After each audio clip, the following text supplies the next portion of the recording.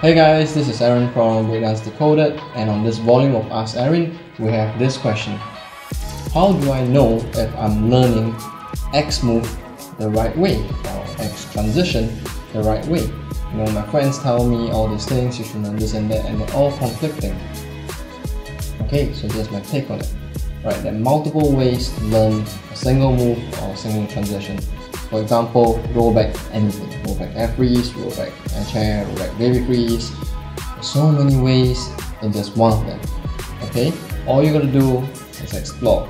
Alright? Find out different ways, explore, find what suits you. One thing to take note from today's video is that you have to understand that with every single move or transition, there's always something called best practices. Okay? It's kind of like, you know, standard SOP. So best practices are things that you should actually take away from each learning point. You know, you should actually know, like for example, like let's say for example rollback air freeze, you know that you have to keep either your knees tucked or like straight. You can't have your back arched, you know, when you're rolling up in the rollback air freeze. These are all best practices that you have to take away. So take note that there's no one right way for learning a move. There's multiple ways.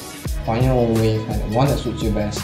And most importantly, find the best practices of each transition or move that you want to learn, bring it back, and integrate it into your learning style.